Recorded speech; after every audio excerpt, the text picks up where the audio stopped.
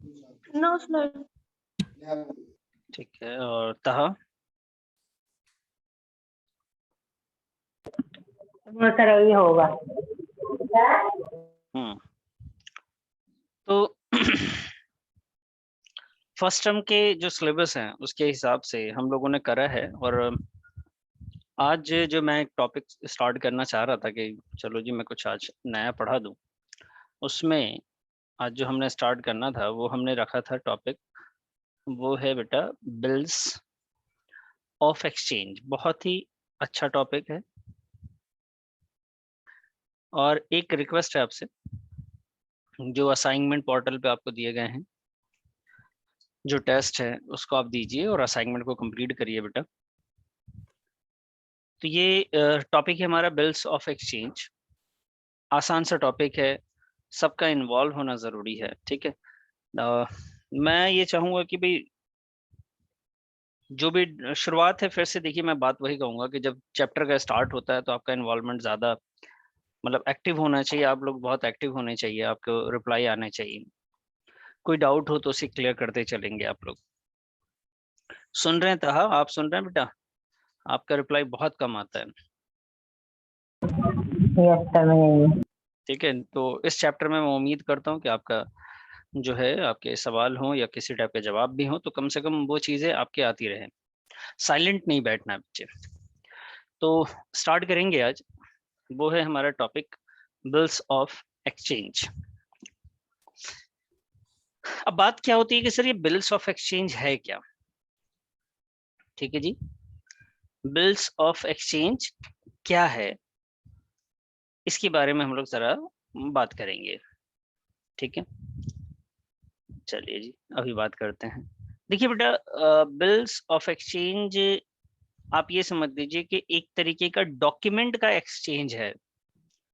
और ये डॉक्यूमेंट क्या है, इसको हम लोग कहते हैं एक हमारा जैसे ऐसा डॉक्यूमेंट, जैसे आप देखिए कोई सामान हम लोग परचेज करते हैं, और परचेज करने के बाद जब पेमेंट करना होता है तो आज के डेट में हमारे पास बहुत सारे ऑप्शंस हो गए हैं पेमेंट के। पहला ऑप्शन ये है कि आप कैश में दे दें, दूसरा ऑप्शन है कि आप चेक के थ्रू दे दें, तीसरा है आप ड्राफ्ट बना के दे दीजिए, चौथा आपके पास ये भी है कि आज पेटीएम किया जा सकता है, मतलब गूगल पे, पेटीएम, या बहुत सारे ऐसे और भी चीजें हैं जिसके थ्रू आप पेमेंट कर सकते हैं। तो मीडियम ऑफ एक्सचेंज एक तरीके का जो पेमेंट है, मीडियम ऑफ पेमेंट है, अलग अलग तरीके के हैं। तो उसी में एक और मीडियम है, वो है हमारा बिल्स ऑफ एक्सचेंज, और इसको डिफाइन किया गया है नेगोशिएबल इंस्ट्रूमेंट एक्ट में। नेगोशिएबल इंस्ट्रूमेंट एक्ट है, ये आपके सिलेबस में बीकॉम वगैरह में पढ़ेंगे आप। ठीक है, नेगोशिएबल इंस्ट्रूमेंट एक्ट, उसमें इस बारे में बताया गया, जैसे चेक है एक तरीके से नेगोशिएबल इंस्ट्रूमेंट एक्ट का पार्ट है ये भी। तो ये भी एक ऐसी चीज है जिसको आप क्या करते हैं, पेमेंट के लिए यूज करते हैं, चेक को भी बिल्कुल उसी तरीके से बिल्स ऑफ एक्सचेंज को भी हम लोग कर रहे होते हैं। तो ये एक इंस्ट्रूमेंट है। तो बिल्स ऑफ एक्सचेंज क्या है भाई, आप साथ में लिखिए, अभी मैं आपको एक्सप्लेन करूंगा इसके बारे में। तो बस आप एक लाइन लिखिए कि ये जो है एक इंस्ट्रूमेंट है, एन इंस्ट्रूमेंट।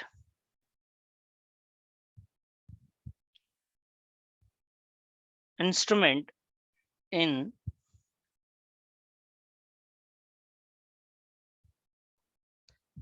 writing which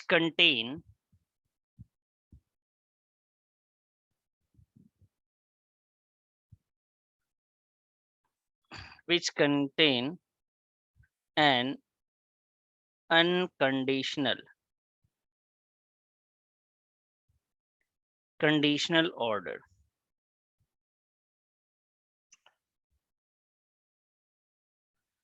और इसमें आप ये बात और समझा लिख लें कि साइन, जी, साइन बाय द मेकर।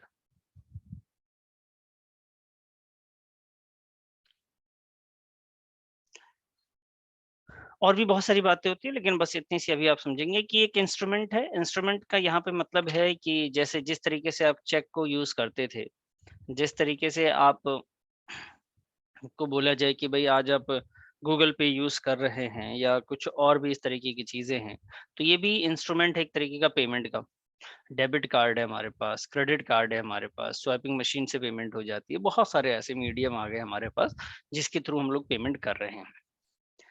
तो ये हमारे पास एक ऐसा बिल्स ऑफ एक्सचेंज भी हमारे सिलेबस का पार्ट है, बहुत पुराना है। अब जमाना आएगा तो धीरे धीरे बहुत सारी चीजें चेंज भी होंगी, लेकिन ये बहुत पुरानी चीजें हैं। जैसे जिस तरीके से चेक डील करते थे उसी तरीके से इसको भी हमें डील करना है। अब देखिए समझिए, पहले कहानी को समझते हैं। होता क्या है कि भाई एक बंदा इसमें सामान खरीदने वाला है और एक बंदा जो है इसमें बेचने वाला है। एक परचेजर है और दूसरा जो है बेटा इसमें सेलर है। एक सामान खरीद रहा है और दूसरा बेच रहा है। अब डिपेंड करता है कि इसमें से आप कौन है। आप सामान खरीदने वालों में से हैं या सामान बेचने वालों में से हैं। तो हमें इस बात को अच्छे से समझना पड़ेगा कि हम है कौन। तो मैं यहाँ पे सामान खरीदने और बेचने की जगह पे पहले आपको क्या बताता हूँ कि मान लीजिए हमारा कोई फर्म है, ठीक है जी, हमारी कोई फर्म है, कंपनी है, ऑर्गेनाइजेशन है, और हम ना सामान को सेल कर रहे हैं। हमने सेल किया, लेकिन जो हम लोग सेल कर रहे हैं वो है बेटा क्रेडिट सेल। हमने सेल किया किसी भी एक्स को, कोई भी एक्स वाई जेड जो भी उसका नाम होगा उसको हमने सेल किया, क्रेडिट पे सेल किया। अब मैं आपको एक बात बताऊं, देखिए आज की डेट में आप मुझे जवाब भी दीजिएगा साथ साथ में। अगर मैं आपसे बोलूं कि बेटा अगर हम सामान बेच रहे हैं किसी एक्स वाई जेड को, क्रेडिट पे बेच रहे हैं, तो क्रेडिट पे बेटा हम लोग तभी दे सकते हैं किसी को भी जब हमें ये लगेगा कि वो पैसा हमें वापस मिल सकता है। मतलब यहाँ पे ऐसा कब लगेगा कि जो हमें पैसा वापस मिल जाएगा बेटा, ऐसा तभी लग सकता है जब हमें ये समझ में आ जाए कि ये जो अमाउंट है जिसको मैं दे रहा हूं उसको मैं जानता हूं। अगर बच्चे मैं नहीं जानता किसी को, जिसको भी मैं दे रहा हूँ एक्स वाई जेड को, अगर मैं नहीं जानता हूं, तो आपको लगता है कि बेटा मैं पैसे किसी को क्रेडिट पे सामान दे सकता हूं क्या? बताइए, क्या आपको लगता है कि एक्स वाई जेड को बगैर जाने मैं सामान दूंगा, वो भी क्रेडिट पे?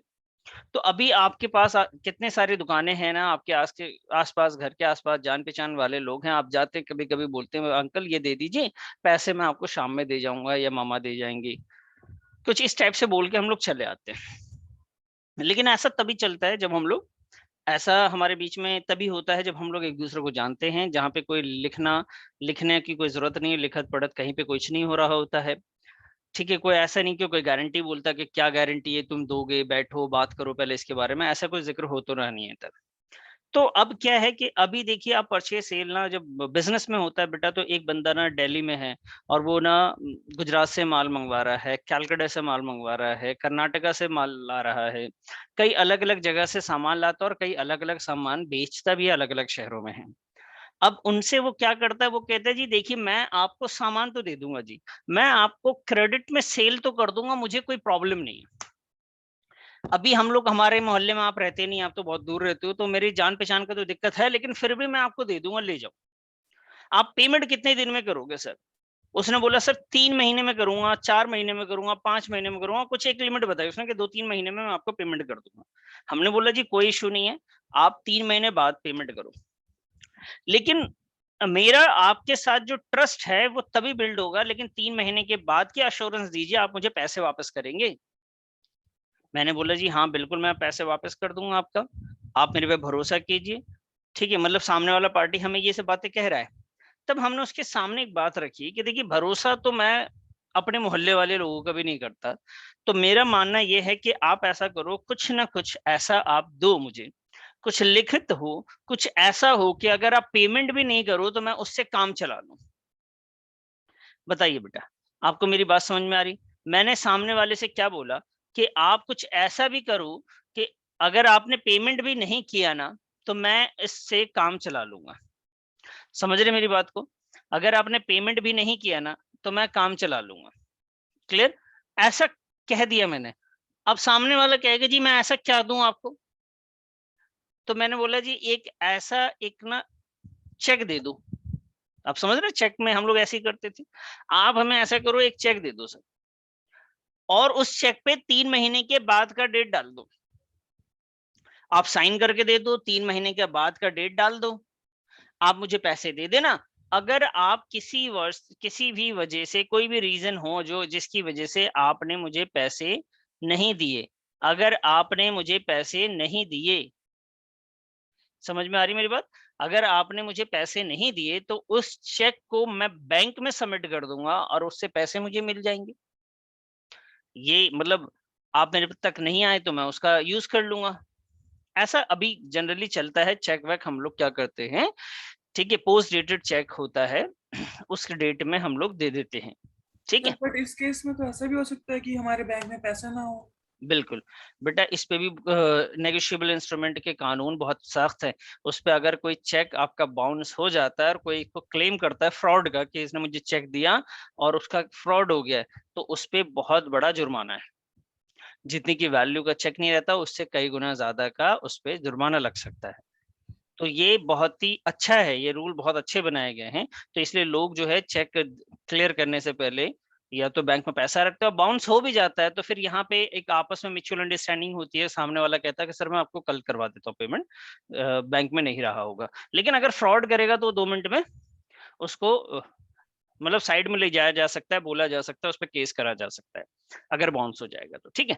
ये चेक के बारे में जो बात हो रही थी, बिल्कुल उसी तरीके से एक इंस्ट्रूमेंट बिल ऑफ एक्सचेंज का भी होता है। उसमें क्या होता है, उसमें एक तरीके से ये शपथ लेते हैं, एक्स वाई जेड ना, ये इस बात की शपथ लेता है।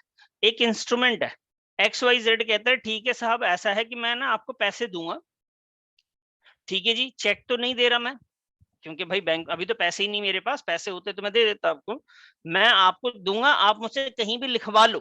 ध्यान से समझेंगे, एक्स वाई जेड ने फर्म से बोला भाई साहब आप कहीं भी लिखवा लो, मैं लिखने को तैयार हूं, मैं आपको पैसे दे जाऊंगा। तो इसने फर्म ने क्या करा, एक लेटर ड्राफ्ट किया कुछ इस टाइप का, ठीक है जी, एक पेपर ड्राफ्ट किया ऑन बिहाफ ऑफ, समझेंगे, on behalf of X Y Z. मतलब वो बनाया किसने, फर्म ने, लेकिन किस लैंग्वेज में बनाया है, एक्स वाई जेड की लैंग्वेज में। मतलब इसमें ये लिखा रहेगा कि मैं एक्स वाई जेड, मैंने, ये है कि मैंने वादा किया है कि इस फर्म को मैं 3 महीने के बाद इतना पैसा दे दूंगा। अगर पैसे मैंने नहीं दिए तो इस बात की जिम्मेदारी, मतलब अगर मैंने पैसे नहीं दिए तो वो क्लेम करने का जैसे इंटरेस्ट है, इंटरेस्ट बढ़ जाएगा, या फिर कुछ और जो भी स्टेप उठाने होंगे वो भी लिखा जाएगा, ठीक है। तो यहाँ पे इस बारे में बनाने वाला कौन है इस पेपर को बेटा, फर्म। और इस फर्म क्या करनी है, इस पेपर को उठा के बोलेंगे देखो भाई साहब ये पेपर लो और इसे अच्छे से रीड कर लो। आप रीड करने के बाद इस पे आप साइन कर दो, और फिर साइन करके ना सर मुझे ना वापस कर दो इसको, ये मुझे वापस कर दो। बताइए जी, आपको ये बात समझ में आई, ऐसा ऐसा हो रहा है? थोड़ा ब्राइटनेस कम कर दो थोड़ा सा जी, बताइए बेटा, कुछ बात समझ में आई आपको? सर मतलब इस वाले में एक्स वाई जेड ने फर्म को पैसे देने हैं। हाँ, एक्स वाई जेड ने फर्म को पैसे देने हैं, यस सर, समझ गया। ठीक है। एक्स वाई जेड ने क्या करना है सर, फर्म को पैसे दे देने हैं। एक मिनट रुक जाइए। अच्छा, ये पेपर जो बना रहे हैं ये कौन बना रहा है? सर फर्म, फर्म बना रहा है। किसके बिहाफ पे बना रहे हैं बेटा? X Y Z. हाँ, एक्स वाई जेड के बिहाफ पे ये पेपर बन रहा है। क्योंकि देखिए अगर एक्स वाई जेड को हम दे देते तो एक्स वाई जेड तो भाई अपनी ही चलाता, वो उसमें पता नहीं क्या लिख देता। हमने पेपर बनाया और अब उसके हाथ में दे रहे हैं, बोला पढ़ लो, आपको ये सारी बातें पे अगर एक्सेप्ट करते हो तो ऐसा करो, ये सारी बातें अगर एक्सेप्ट कर लेते हो तो एक्सेप्ट करके मुझे साइन करके वापस कर दो। हम उससे ये बोलेंगे, वो बोलेगा ठीक है साहब, आप जैसा बोलो हम वैसा करने को तैयार हैं। वो साइन करके अगर हमें दे देगा, हमारा काम बन जाएगा बेटा। क्लियर? हम उस चीज को रख लेंगे, फ्यूचर के हिसाब से हम उसे रख लेंगे कि अगर कोई फ्यूचर में कोई दिक्कत आती है तो हम उसी चीज को आगे हम लोग दिखा देंगे। क्लियर है? Yes sir. ठीक है जी। अभी हाँ जी, चलिए।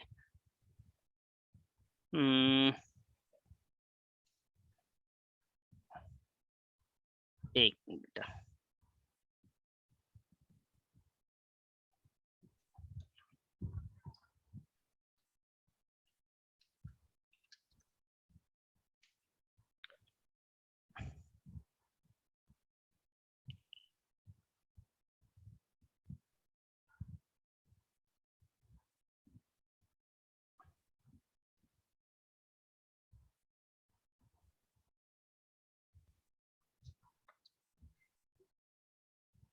एक मिनट बेटे, मैं ना आपको एक इमेज आपको दिखाना चाहता था।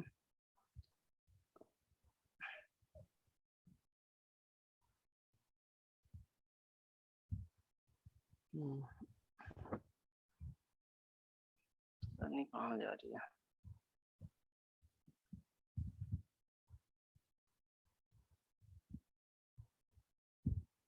जी। ये आपको भी बहुत छोटा दिख रहा होगा, एक मिनट रुक जाइए। ये दिखा बेटा? यस सर, दिख रहा है। यस देख रहे हैं ना, थोड़ा साफ समझ में आएगा। अब देखिए, ये पेपर है, ये बिल्स ऑफ एक्सचेंज है, ठीक है। यहाँ पे स्टैंप लगा दिया, और देखिए यहाँ पे क्या लिखा हुआ है, अब यहाँ पे सही से समझेंगे। 90 days after the due date, pay Shri Mohan Lal Damodar और order the sum of 1 lakh rupees only value received, ठीक है। तो शांति लाल, और किसको देना है, क्या देना है। अच्छा, इसमें बनाने इस टाइप से बना के स्टैंप स्टैंप लगा के साइन वाइन करवा के उससे हम लोग मंगवा लेते हैं कि भैया चलो जी ये हमने बना के दिया। तो हम बनाने वाला कौन है इस पेपर को बेटा? ड्राफ्ट कौन करेगा इसको? ड्राफ्ट करने वाला कौन है? इसको ड्राफ्ट करेगा फर्म, ठीक है जी। और दे देगा किसको भाई? सेलर को। बोलेगा भाई साहब आप पढ़िए, इसको साइन कीजिए, एक्सेप्ट कीजिए। हमने डे, इसमें क्या क्या लिखेंगे हम? हम लिखेंगे कितने का अमाउंट है, ड्यू डेट कब होगी, मतलब कितने दिन की मोहलत आपने दी है, ठीक है, ये सारी बातें। और उसके बाद इससे हम लोग साइन वगैरह ले लेंगे, स्टैंप वगैरह लगा लेंगे। इसने साइन कर रहा है, साइन कर, अगर इसको सारी बातें एक्सेप्ट होंगी तो वो साइन कर देगा। साइन करने के बाद वो हमें रिटर्न कर देगा। अब हम क्या करेंगे, जितने दिन का भी ये है बिल, उसको उतने दिन हम लोग क्या करेंगे बेटा? रिटेन करेंगे। क्या करेंगे बेटा? क्या करेंगे बच्चे? रिटेन करेंगे अपने पास। उस बिल को उतने दिन तक हम लोग रखेंगे, सर ठीक है। रिटेन जब क्या होता है? बेटा रिटेन करना मतलब उस बिल को अपने पास रखेंगे, तब तक रखेंगे जब तक वो डेट ना आ जाए जिस दिन पेमेंट की बात हुई थी। और अगर वो डेट आ गया पेमेंट की जो बात हुई थी, तब तो बहुत बढ़िया है सर, और उसने दे दिया तो मजे आ गए। उससे वो क्या करेगा, ये बिल हमसे लेगा और वो हमें क्या दे देगा बेटा? वो पैसा हमें दे देगा और हम उसको दे देंगे बिल। समझ में आ रही बात? सर हम ये बिल उसे क्यों देंगे फिर? सर जैसे आपको, आपने मुझे साइन करके दिया कि सर मैं 3 महीने बाद आपके पैसे वापस कर दूंगा, यस सर। तो जो आपने पेपर मुझे साइन करके दिया वो पेपर आपके पास रहना चाहिए, मेरे पास रहना चाहिए? मेरे पास होगा। मैं रखे रहूंगा, 3 महीने के बाद मैं आपके पास जाऊंगा, मैं बोलूंगा बेटा मेरी बात सुनो, आपने मुझसे वादा किया था कि 3 महीने बाद पैसे ले जाना। मैं जी आ गया आपके पास, लाओ मेरे पैसे दो। आपने बोलेंगे सर लो ये लो पैसे लो अपने, तो मैंने बोलना है कि ठीक है लाओ जी पैसे लाओ। लेकिन आपका क्या है, आप बोलोगे वो जो मैंने साइन करके दिया था वो पेपर तो वापस करो। हो सकता है कुछ दिन के बाद आके बोलोगे जी हमने पैसे नहीं दिए आपको, तो मैं, मुझे आप पैसा दोगे और मैं आपको क्या दूंगा बेटा? पेपर दे दूंगा, वो बिल्स आपको वापस कर दूंगा, ठीक है। वो बिल जो होगा वो मैं जिस पे आपने साइन करके ये कहा था, तो वो वापस करना पड़ेगा ना। Yes sir. बात समझ में आ गई सर? वापस आते हैं। ये होगा कब? ये 2 सिचुएशन में होता है। पहली सिचुएशन ये होती है कि अगर हमने किसी को सेल किया और उसके पास पैसे नहीं हैं, तो ये इस तरीके को हम फॉलो करेंगे। दूसरा तरीका ये भी होता है कि कई बार कोई मेरा दोस्त है, उसको पैसे की सख्त जरूरत है, तो उसने भी मेरे लिए बना के रख दिया, और उसका इस्तेमाल हम लोग कैसे करेंगे वो मैं बाद में बताऊंगा कि किस तरीके से हम लोग उसका इस्तेमाल करते हैं। ठीक है जी।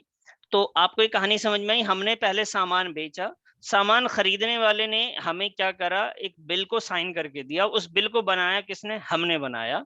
साइन करा, साइन करने बाद उसने हमें दिया। जब ड्यू डेट आ गई, जो मैच्योरिटी डेट आ गई, तो मैंने उसको बिल दिया और उसने मुझे पैसे दे दिए। बताइए, बात क्लियर है बेटा? Yes sir. ठीक है। Yes sir. तहा आपकी तो आवाज नहीं आ रही बच्चे। यस सर, समझ आ गया। ठीक है। अब यहाँ पे दो पार्टी है। पहली पार्टी कौन है बेटा? पहली पार्टी मैं, फर्म। फर्म कौन है यहाँ पे? फर्म है बेटा सेलर, सामान बेचता है। दूसरी पार्टी कौन है बेटा? परचेजर। ठीक है जी।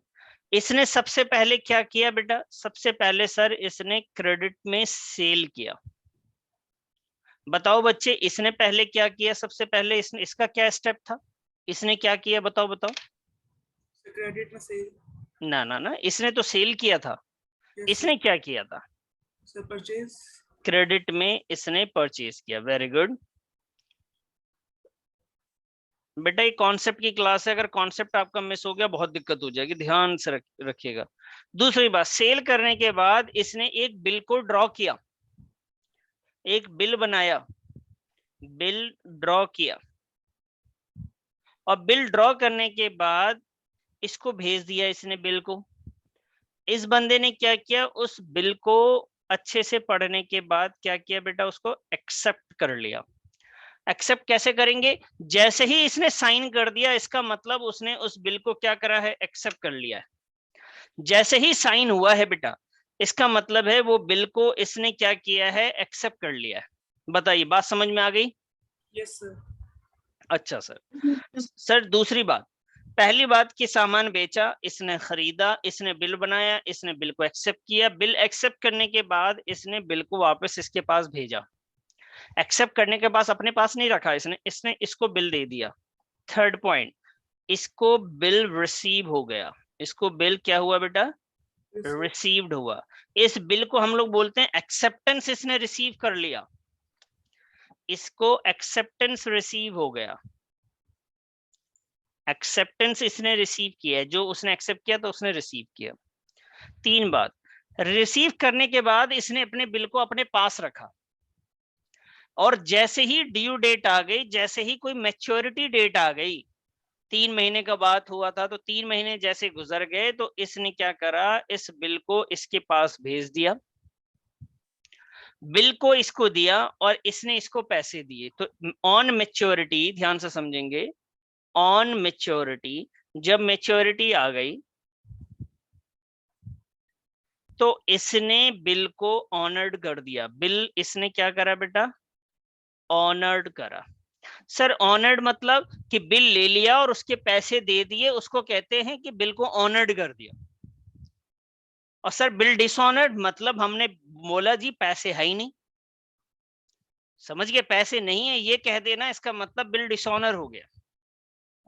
अच्छा सर, ये मतलब इसको बिल मिल जाता है, मिल जाता है इसका मतलब इसने अगर बैंक का बिल दे रखा था कि बैंक से पैसे लेने, तो बैंक में जाएंगे, हमें पैसा मिल जाएगा। अच्छा, ये 3 स्टेप है। तो इसने मैच्योरिटी पे इसके साथ क्या हुआ बेटा? मैच्योरिटी पे इसके साथ क्या हुआ? इसको भी ऑनर्ड हुआ है, तो इसका मतलब इसको कैश मिल गया होगा, कैश रिसीव्ड। कहानी समझ में आई आपको? Yes sir. कहानी समझ गए तो बेटा एंट्री समझ में आ जाएगी। ठीक है जी, कहानी समझ में आ गया तो एंट्री भी समझ में आएगी।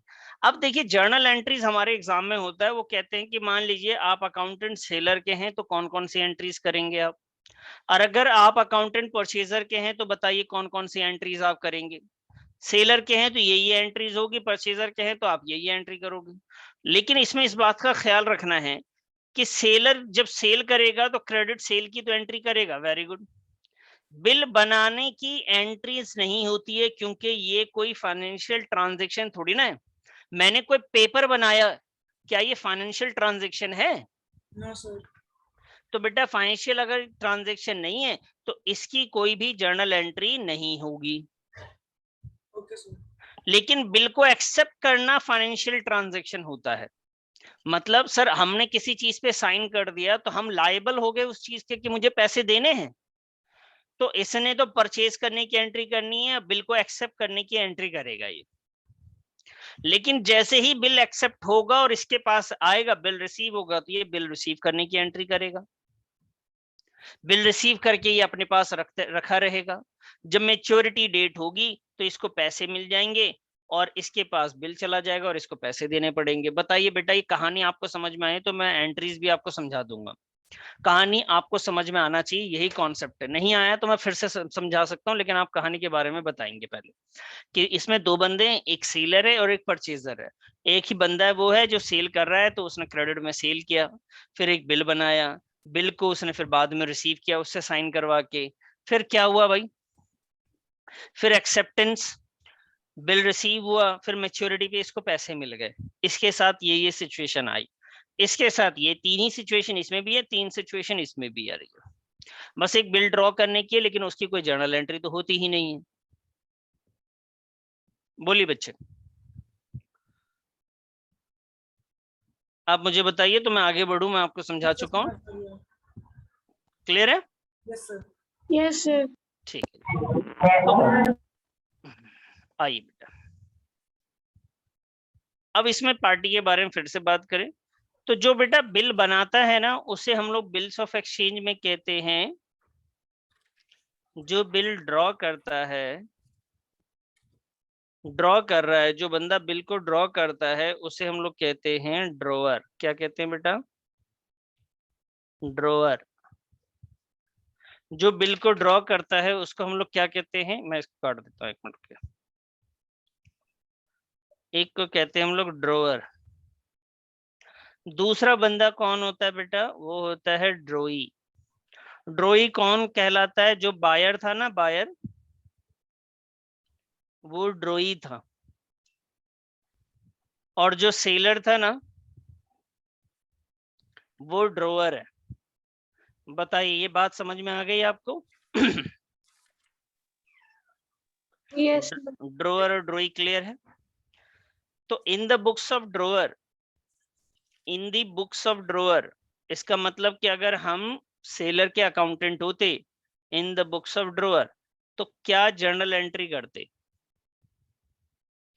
हमारी क्या जर्नल एंट्रीज होती? तो बेटा ये सबसे पहले एंट्री होती क्रेडिट सेल की। क्रेडिट सेल की, सामान बेचने की एंट्री करते, और उसमें हमने किसको बेचा होता है? बायर को। क्या नाम है उसका? ड्रॉई। और दूसरा क्या कहते हैं इसको हम लोग? देखिए यहाँ पे लिखेंगे, हमने सेल किया है भाई, किसको सेल किया है? ड्रॉई को। तो drawee debit to sales account, drawee debit to sales account, ये जर्नल एंट्री हो जाएगी बेटा। ठीक है, drawee debit to sales account. ठीक है जी, drawee debit to sales account. अब आइए जी सेकंड पॉइंट पे। इसने सेल किया, फिर उसके बाद एक बिल इसको रिसीव होता है। क्या होता है बेटा? एक बिल रिसीव होता है, उसे कहेंगे बिल्स रिसीवेबल। या आप इसको क्या कह रहे थे? मैंने आपको बताया था, एक्सेप्टेंस रिसीव किया इस बंदे ने, एक्सेप्टेंस रिसीव्ड। जो एक्सेप्ट किया था सामने वाली पार्टी ने, उसको इन्होंने रिसीव किया। अच्छा सर, तो एक्सेप्टेंस जब रिसीव होगा तो किससे रिसीव होगा बेटा? ड्रॉअर से, ड्रॉई से। अब पैसे अगर किसी से मिलते हैं तो हम लोग क्या लिखते हैं? Cash account debit to drawee. अगर एक्स से मिलेगा कैश, तो cash account debit to X लिखेंगे। यहाँ पे हमें क्या मिल रहा है बेटा? बिल मिल रहा है, तो हम लोग लिखेंगे bills receivable, bill receivable account debit to drawee, bill receivable account debit to drawee. बताइए बेटा, ये दो एंट्रीज आपको क्लियर है? पहली जर्नल एंट्री हमने क्या करी बच्चे? सेल करने की। नॉर्मल सेल करने की जर्नल एंट्री है फर्स्ट वाली, उसमें ड्रॉई लिख रहे हैं। अगर एक्स लिखा रहेगा तो एक्स डेबिट टू सेल्स।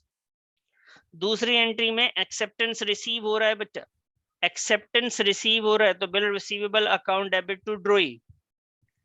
और बेटा आइए अब हम लोग थर्ड एंट्री की बात करें। थर्ड एंट्री कब होगी?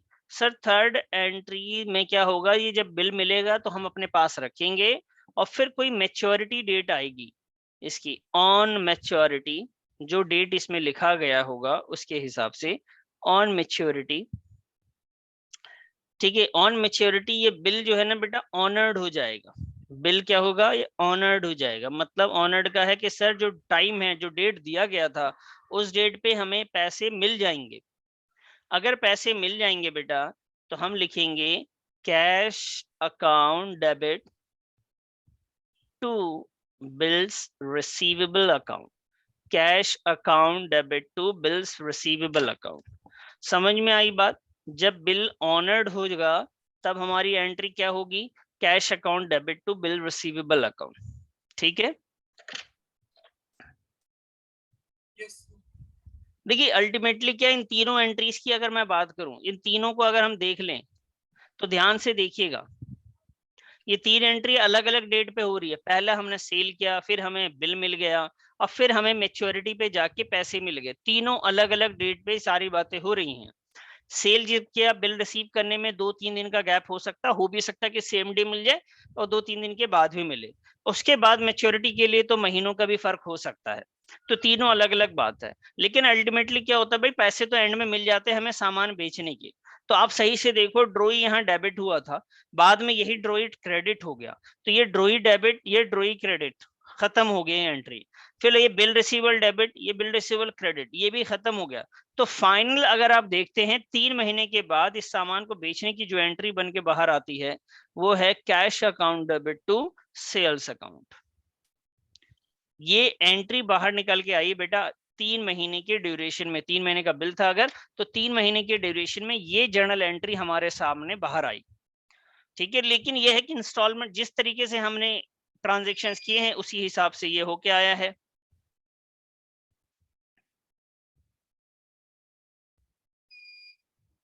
जी बेटा, समझ में आई ये बात?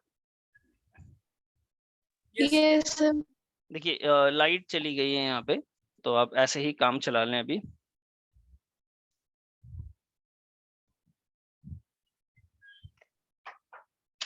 अच्छा, अब ये से क्या करना है बेटा, आपने ये नोट कर लिया, आपने इसको बताइए, नोट करा आपने? यस सर, कर लिया। कर लिया। अब आइए इसको हम करेंगे, उसके बाद एक्सेप्टेंस की हम एक्सेप्टेंस रिसीव करेंगे। ठीक है जी, एक्सेप्टेंस रिसीव हो जाएगा। एक्सेप्टेंस रिसीव करने के बाद एक मिनट,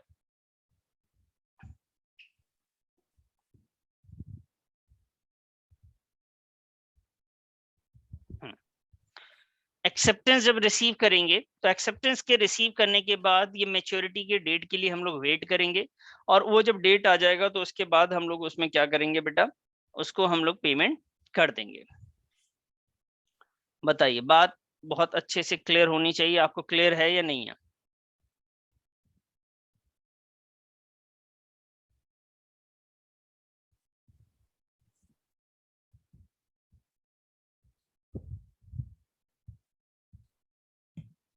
सर एक बार वही दोबारा। जी ठीक है। अब यस सर। चलिए अब मैं आता हूँ सेकंड तरफ। वो क्या था बेटा, दूसरी पार्टी कौन है, ड्रोअर है या ड्रोई है, कौन है? Sir drawer. ड्रोई बेटा, ड्रोई। ड्रोअर तो यही थे, इन्होंने बिल बनाया था, ये ड्रोअर थे। अब दूसरी पार्टी का नाम है ड्रोई। तो यहाँ पे मैं लिख रहा हूँ इन द बुक्स ऑफ ड्रोई, तो मैं शॉर्ट में लिख दे रहा हूँ बस, ड्रोई।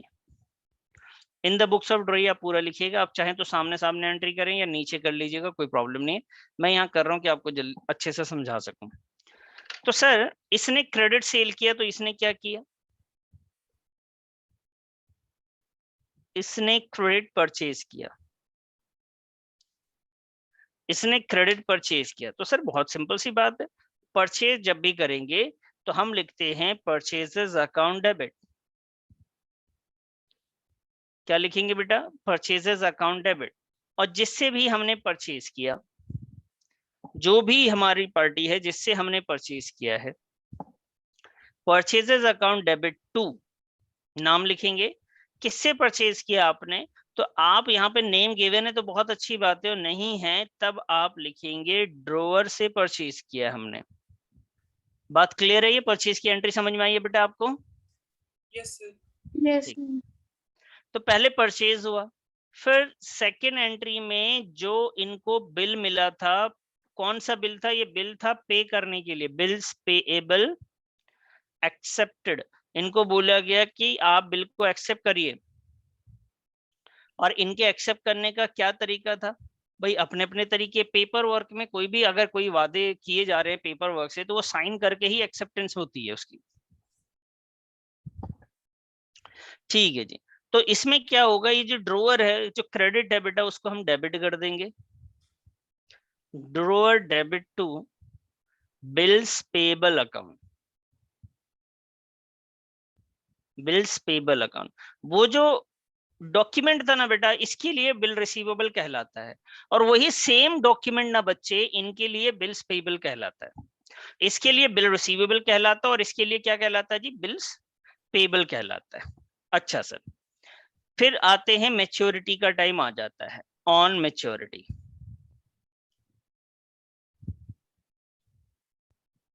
ऑन मैच्योरिटी ये जो बिल है बेटा, ये लोग पे कर देते हैं। Bills payable debit to cash, bills payable account debit to cash. कब होगा ये?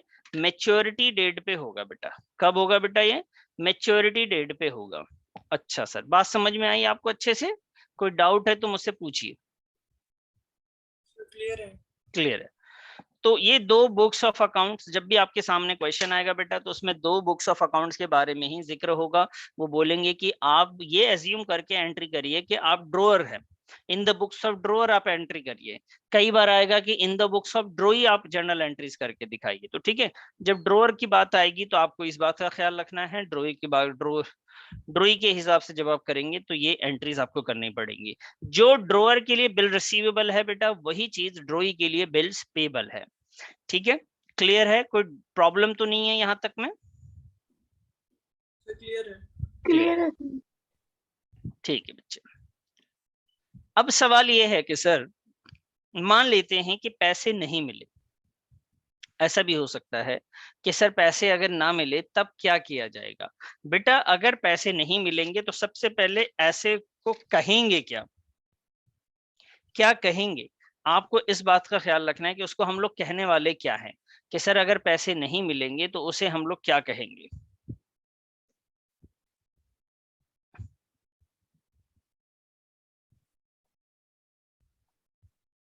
सर एक बार दोबारा बोल दो, आपने क्या बोला? हमको आवाज नहीं आई क्लियरली। जी बेटा, मैं फिर से दोहरा देता हूँ, कोई बात नहीं। ये देखिए, मैंने बोला कि मैच्योरिटी की जब बात आती है तो दो बातें होती हैं।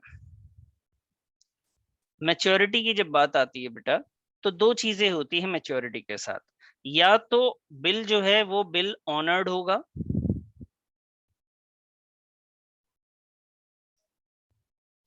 या तो बिल ऑनर्ड हो जाएगा बेटा। एक मिनट, फोकस की प्रॉब्लम आ रही है। हाँ जी, क्या होगा बेटा? बिल ऑनर्ड हो जाएगा। दूसरा क्या होगा सर? या तो बिल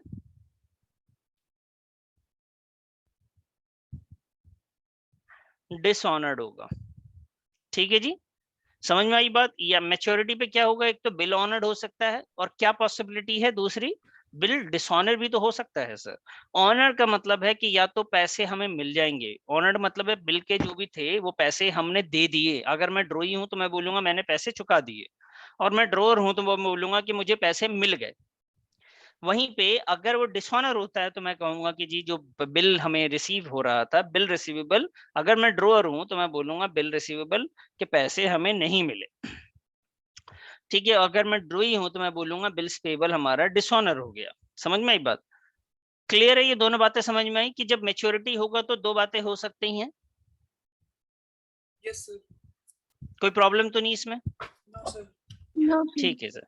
तो अभी सवाल हम लोग कर रहे थे कि सर अगर हमारे पास जो हमारा ड्रॉअर है, हम इसकी बात करते हैं, फिर से वापस आते हैं, हम लोग ड्रॉअर की बात करते हैं। तो ड्रॉअर के पास सबसे पहले क्या होता है बेटा, 3 बातें होती है। पहले तो उसने क्या काम किया है, सेल किया है। फिर उसने क्या किया, उसने बिल रिसीवेबल, बिल रिसीवेबल जो था उसको रिसीव्ड किया, या बिल रिसीवेबल को हम लोग जो सही वर्ड है वो क्या बोलते हैं, उसे बोलते हैं हम लोग एक्सेप्टेंस। एक्सेप्टेंस रिसीव किया। और तीसरी जो बात है बेटा वो मैच्योरिटी की बात होगी। मैच्योरिटी पे बिल ऑनर्ड हो गया, ये पॉसिबल है, या फिर वो डिसऑनर हो जाए। तो आपको सेल की एंट्री आनी चाहिए, आपको एक्सेप्टेंस रिसीव पता होना चाहिए, और ऑनर्ड होने की भी एंट्री आनी चाहिए। लेकिन सर ये भी तो पॉसिबिलिटी है कि डिसऑनर हो जाए, तब क्या जर्नल एंट्रीज करेंगे? तो अब हम ये सब देख लेते हैं फटाफट। आप इसको ध्यान दीजिएगा कि सर अगर ऑनर होता है तो सबसे पहले आपकी जो पहली एंट्री थी क्रेडिट सेल की, फर्स्ट के सामने मैं लिख दे रहा हूं। सेल जब करेंगे तो हम लिखेंगे ड्रॉई डेबिट टू सेल्स। आप मुझे करेक्ट कीजिएगा अगर कहीं पे मैं मिस्टेक कर जाऊं। सेकेंड एंट्री पे आइए, उसमें मैं क्या लिखूंगा बेटा, उसमें मैं लिखूंगा bill receivable, account debit to drawee. ठीक है जी। थर्ड एंट्री ऑनर्ड अगर हुआ तब, ध्यान दीजिए, इफ ऑनर्ड, थोड़ा सा एक मिनट बेटा, इफ ऑनर्ड, अगर ऑनर्ड है तो मैं एंट्री करूंगा कैश अकाउंट डेबिट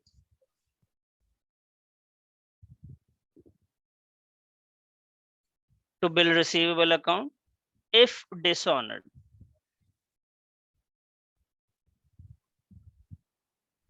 अगर बेटा ये डिसऑनर्ड हो जाए तो मैं क्या बोलूंगा कि देखिए मुझे ड्रॉई से अभी पैसे लेने हैं, drawee debit to bill receivable account. ठीक है, यहाँ पे अगर मैं थोड़ा एनालिसिस पे पहुंच जाऊं कि कैसे आप एंट्रीज कर रहे हैं, उसको मैं एनालाइज करके आपको बताना चाहूँ तो मैं वो बता सकता हूँ। जब आप सेल करते हैं तो ड्रॉई आपके लिए डेटर हो जाता है, वो एसेट्स आपका बढ़ जाता है, इस वजह से आप डेबिट कर रहे थे ड्रॉई को। फिर ड्रॉई ने क्या करा, आपको एक बिल दे दिया, बोला कि भाई साहब अब मुझे भूल जाओ, ये बिल रखो, बिल लेके आओगे तो पैसे मिल जाएंगे, बिल लेके नहीं आओगे तो पैसे नहीं मिलेंगे, बिल लेके बैंक में पहुंच जाओगे तो पैसे मिल जाएंगे, अगर आप वहां भी नहीं पहुंचे तो आपको पैसे नहीं मिलेंगे।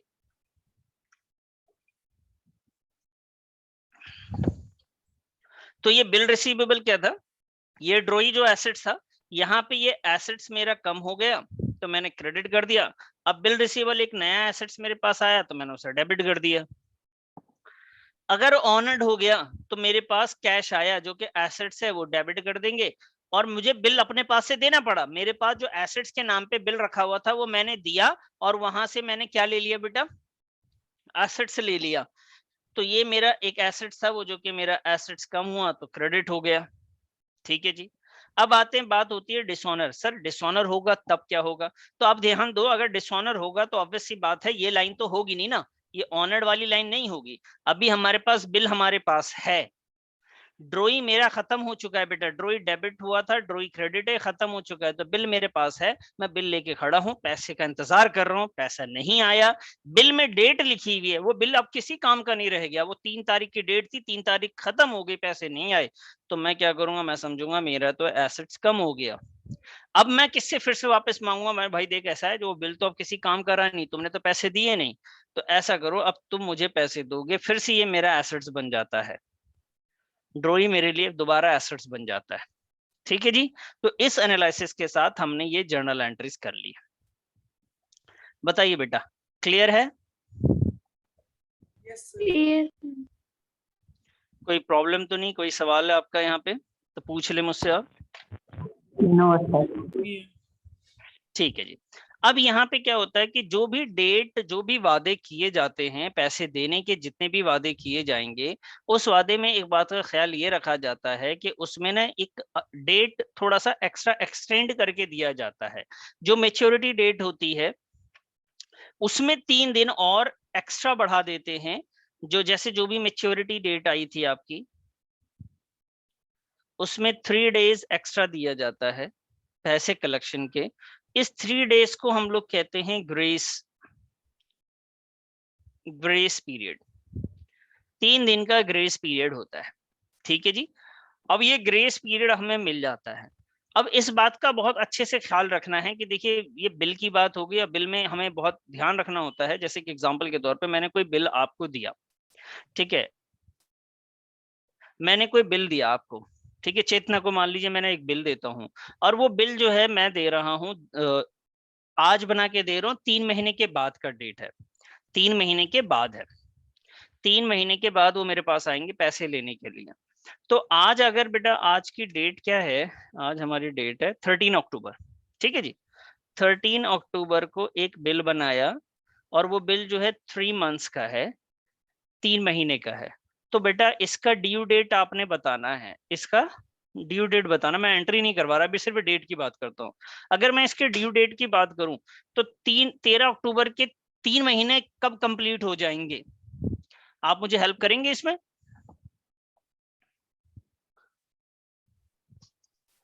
कब कंप्लीट हो जाएंगे बेटा?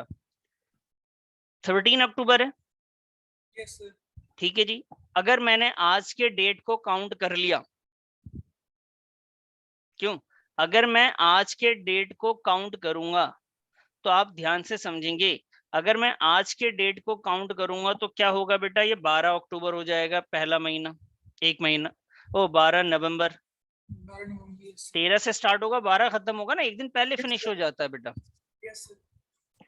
फिर ठीक है, नवंबर में चलेगा, फिर 13 से स्टार्ट हो जाएगा, 13 नवंबर से महीना, 12 में तो खत्म हुआ, फिर से स्टार्ट हो जाएगा, तो 12 दिसंबर।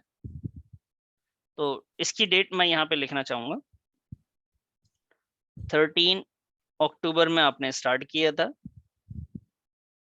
3 महीने की आपकी डेट है, एक 3 महीने की डेट है। ये 3 महीने कब कंप्लीट हो रहे हैं ये आप सोच के बताइए मुझे जरा। मैं थोड़ा सा टाइम आपको देता हूं, आप सोचिए और मुझे बताइए।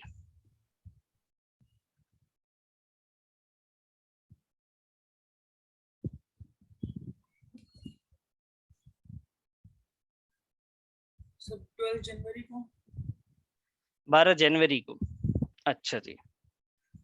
ये आएगा 12 नवंबर आपने बोला, यस सर। और ये फिर 12 दिसंबर, ठीक है, ये 12 जनवरी आएगा, है ना? ऐसे ही कर रहे हैं आप? Yes sir. सभी लोग ऐसे ही कर रहे हैं बेटा? कोई प्रॉब्लम तो नहीं इसमें? समझ में आ रही बात? Yes sir. लेकिन अगर आपने 13 को जो काउंट किया तब ना, यस सर। अगर मैंने 13 जिस दिन ड्रॉ होगा उस दिन को काउंट नहीं करना, मैं ये आप सिखा रहा हूँ आपको। ये तो मैंने बोला जनरली लोग ऐसे ही करते हैं मंथ को, लेकिन जिस दिन आपका ड्रॉ होगा उस दिन आपको काउंट नहीं करना है। आपको क्या करना है? तो फिर आप कैसे करेंगे इसको? सर फिर 14 से काउंट आएगा। हाँ, तो कब होगा खत्म? 13 अक्टूबर से लेकर 13 जन। ये चलेगा बेटा 13 नवंबर, है ना? Yes sir. 13 दिसंबर, 13 जनवरी, ये हो गया मैच्योरिटी पीरियड। इसमें कितने दिन का ग्रेस देंगे हम लोग? 3 डेज। 3 डेज का देंगे। क्या जाएगा? 16। 15 और 16 जनवरी। बात समझ में आ गई सभी को? Yes sir. तो कहने का मतलब जिस दिन आप ड्रॉ करोगे उसको काउंट आप उसको काउंट नहीं करना। नहीं करेंगे हम लोग। क्लियर है? चलिए जी, एक ये हो गया, इसको देखते हैं। ये देखिए आपके सामने एक सवाल रखा है मैंने,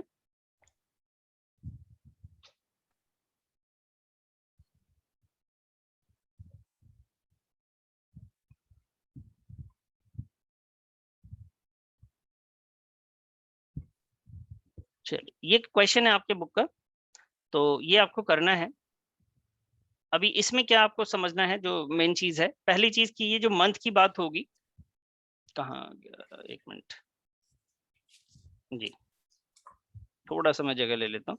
हाँ बेटा, अगर मंथ की बात होगी, आप मेरा साथ दीजिए, फटाफट मुझे बताइए। अगर मंथ की बात होगी तो जिस दिन ड्रॉ होगा उसको काउंट आप नहीं करोगे, ड्रॉ वाले दिन आप काउंट उसको नहीं करोगे और काउंट कंटिन्यू चलोगे। जैसे फरवरी है, 1 फरवरी है ये, तो इसका 2 मंथ कब कंप्लीट हो जाएगा बेटा?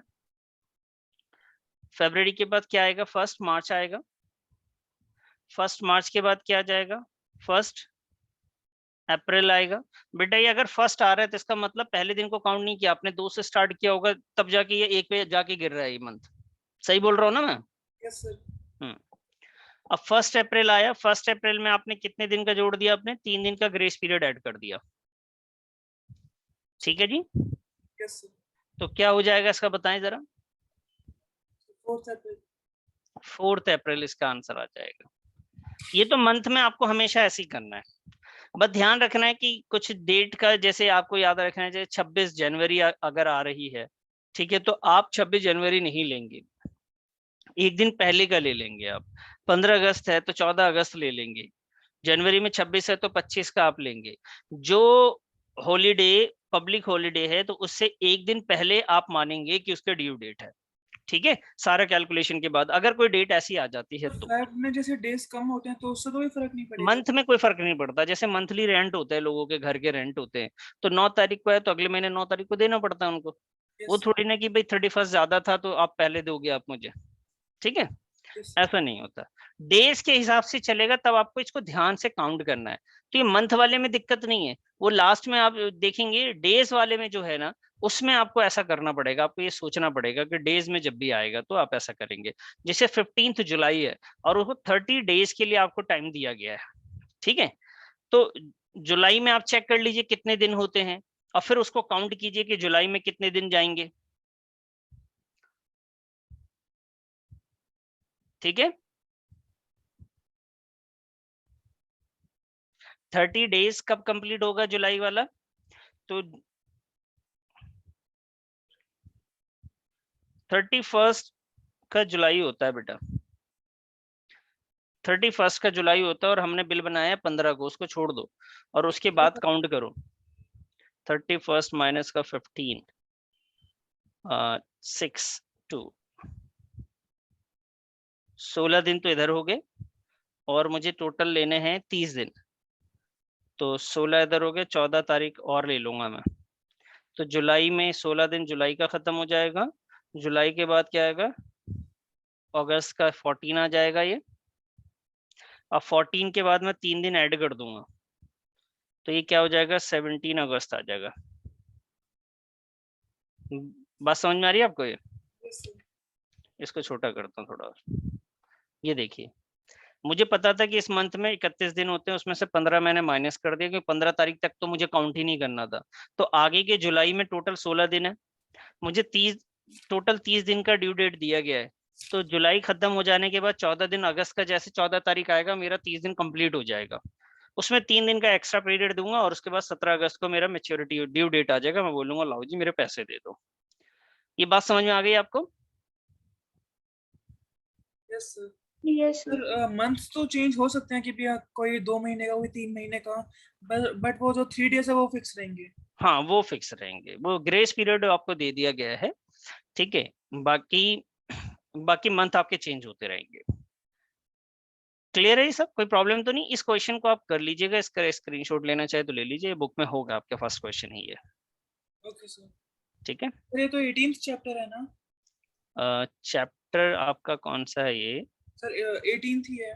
18th है, ठीक है ठीक है, सर देख लीजिएगा, थोड़ा आगे पीछे हो 1 से सकता है लेके बुक के। 17 तक सारे चैप्टर करवा दिए आपने? उसमें थ्योरेटिकल वाले जो रह रहे हैं ना, शुरू के थ्योरी वाले, जैसे इंपॉर्टेंस वाले या जो भी थ्योरी के है ना, वो रह रहे होंगे, प्रैक्टिकल सब हो गए होंगे। सर क्योंकि मेरा 1 से लेके 17 चैप्टर तक का पेपर है। हाँ तो उसमें जो जो थ्योरी के रह गए होंगे आप मुझे बता दीजिएगा, उसके बाद हम लोग देख लेंगे उसके लिए। ठीक है, ओके सर। चलिए ठीक है, बस आज के लिए इतने ही रहने देते हैं बेटा, मिलते हैं नेक्स्ट क्लास में। Bye bye. Bye sir.